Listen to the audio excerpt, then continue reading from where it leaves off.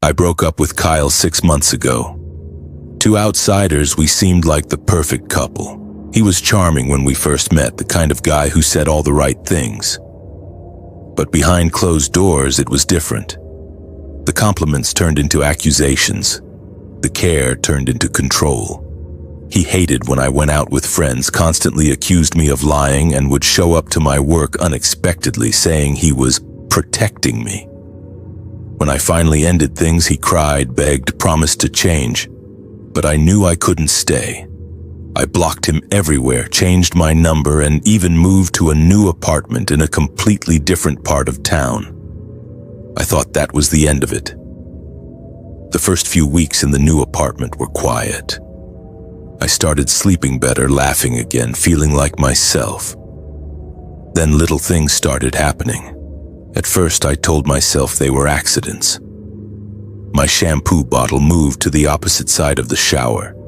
My favorite coffee mug vanished for 2 days, only to reappear on the counter exactly where I swore I had checked. One night, I came home to find every photo frame in my living room turned face down.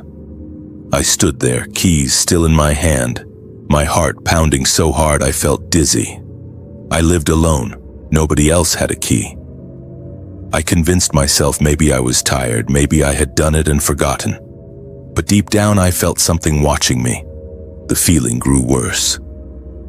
I started waking up at night to faint sounds, whispers I couldn't understand, the creak of floorboards, the faint smell of his cologne. Then came the night I heard my front door clicking shut. It was so soft, like someone closing it carefully so I wouldn't wake up. I grabbed my phone, turned on the flashlight, and checked the apartment. The door was locked, windows locked, no one there. I barely slept, lying awake until the sun came up. The next morning, I bought a small hidden camera. I put it on my dresser, pointed at my bed. If something was happening, I needed proof. The first night, nothing. Just me tossing and turning. The second night, same thing. I started to feel foolish for even setting it up. But then came the third night. When I woke up and checked the footage, I felt sick. Around 3:12 a.m., something moved in the shadows near the bed. Slowly from under the bed, Kyle crawled out. His skin looked pale, almost gray, and his eyes were sunken like he hadn't slept in weeks. He was wearing the hoodie I had thrown away months ago. He stood over me for nearly an hour, just standing there watching. At one point, he knelt beside me and brushed my hair back, his lips moving as he whispered something too soft for the camera to pick up.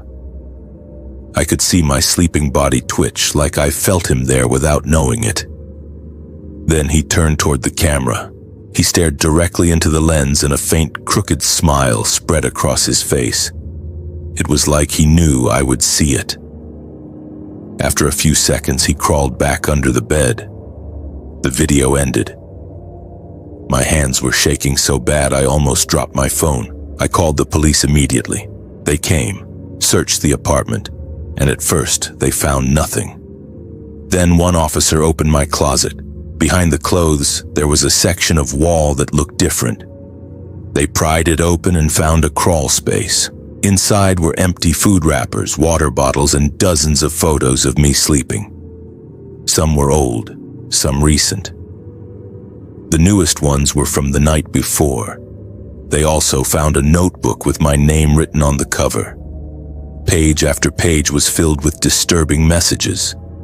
She's mine. She doesn't know I'm here. The last page read, "You never really left me." Kyle was gone by the time they got there. No fingerprints, no signs of forced entry. It was like he had vanished. The police filed a report, but without leads, there was nothing else they could do. I packed a bag and left that night. I stayed with a friend for weeks, then moved again, this time to a different city. I got new locks, new routines, tried to start over. I even convinced myself he was gone for good. But a few weeks after settling in, I came home one evening to find something sitting on my kitchen counter. A single Polaroid photo. It was of me, sleeping in my new bedroom. On the back, in his handwriting, were the words, "Found you."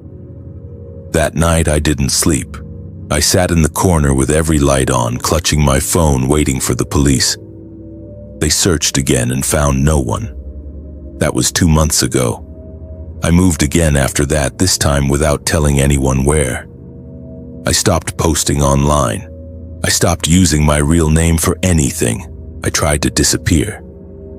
But sometimes in the middle of the night, I wake up with the feeling that someone is in the room with me. And sometimes when I check my phone, there are new photos in my gallery, pictures of me sleeping. Kyle is still out there, and I think he always will be.